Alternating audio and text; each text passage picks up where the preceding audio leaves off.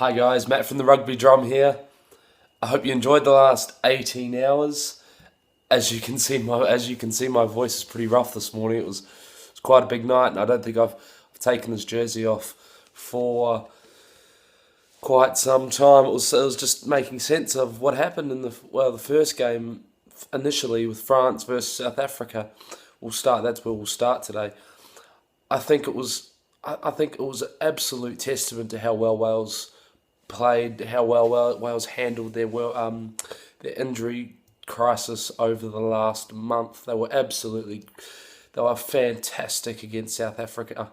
I haven't seen a team that plays the better 75, 76 minutes of a game and then get pipped at the post for quite some time. So it was very gutting for Wales. It was very disappointing for them. I was just so impressed with how their forward pack stood up to be counted against the likes of Vermeulen, Skolkberger, Francois Lowe, the locks, De Jager and Etzebeth. It was just super impressive. You had Sam Warburton, Faletau. They were just so immense, and it was. Obviously I'm talking as if Wales won it. It was they should have won it really. If that's finals football. That's Rugby World Cup rugby. That's where the men get separated from the boys. Unfortunately, they weren't strong enough. So it was disappointing to see South Africa. Well, it wasn't disappointing to see South Africa win because they're a great team. I love South Africans. It was just disappointing to see Wales' World Cup campaign come to an end in such a disappointing manner. Warren Gatland, many will say that he's taken Wales a lot further than they probably should have gone with their injury crisis, and I would probably have to agree. It would have been amazing to see what they would have done if they had a full fit team. Halfpenny, Webb, the likes of that would have been unreal. But it was great to see South Africa get through to the semi final after dropping against Australia in the quarterfinals in New Zealand. Now the next game. What can you really make of that? I mean, were New Zealand that good, or were France just really that poor? It's really sad to see France in such a poor state rugby wise. I mean, they showed some signs of rejuvenation before the World Cup. And then coming in, they had a good start against the likes of Canada and Italy, but they were poor. They were awful. They were the tackles. I mean, Julian Savea, as good as he did play, no one tackled his legs. It was awful. It was really awful. In saying that, New Zealand were good. Dan Carter's best game in a decade, I think, since his 2005 triumph in the British and Welsh Lions tour, British and Irish Lions tour. Sorry, Dan Carter. It was. I haven't seen him play like that in a good, like I said, 10 years in that manner. Dominate a game as good as he did, but the game was one up front. Of course, New Zealand forwards were just all over them. They were hungrier. That's why I kept saying, watching the game last night, that the desire there, they were hungry. As soon as France got the ball, they tried playing that second channel. As soon as they did that, you had the forwards come in. And just really compressed the line, and it was from a New Zealand supporter. It was good to see, but it goes up a notch next week. South Africa will be another tough, a whole different challenge from France. This is where the real rugby starts. This is where the men really are separated from the boys. So it'll be interesting to see what happens there. Moving forward today, we've got Argentina, Ireland first up. I think Johnny Sexton being ruled out late yesterday afternoon is a massive blow for Ireland.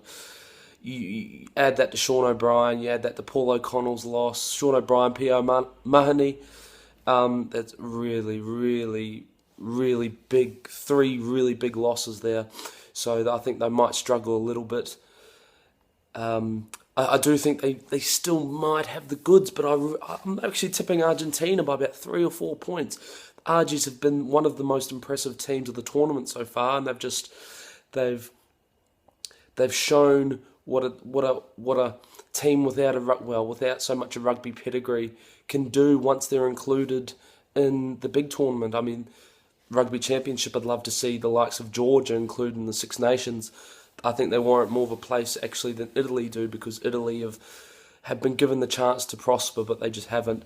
Anyway, moving with the game today, I think those 3 big losses for Ireland will be huge. So if you actually know, it's actually 4 with Johnny Sexton out. They do have a good replacement, Ian Madigan. I do like him. I don't think his game's very mature just yet. I think he needs to be given a chance.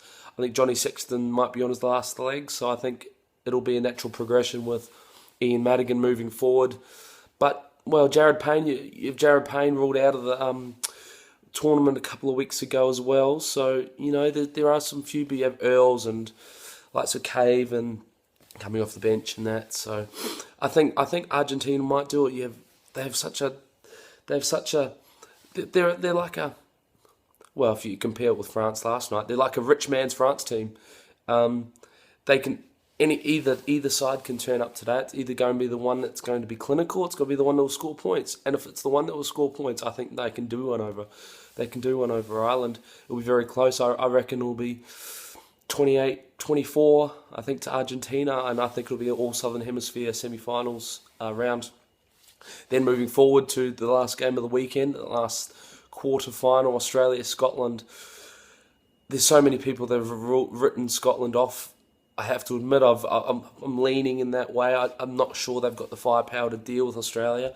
Though Australia are missing Pocock and Israel Folau, so 2 big losses, but I'm not sure. I still think, one team's lucky to have one really good pilferer, let alone 2. So I think, Hooper, I still think he can do a really good job. Hardy's going to be working his rear off to try and take Hooper out of the game. But I think he's got it in him. It's just whether the rest of the team can, come around him. I'm not sure. Scotland they don't have the attacking dimensions to struggle to test this Australian side. But I think Australia will run away with it. I think it will be 30 points to 13. I think they'll go in hot favourites to make the final with an Argentina semi-final next weekend. That's all from me today. Nice to catch up. I will see you next Saturday morning before the semi-finals. Remember to check up on the rugbydrum.com if you're interested in in-depth rugby articles. Matt signing off, guys. See you later.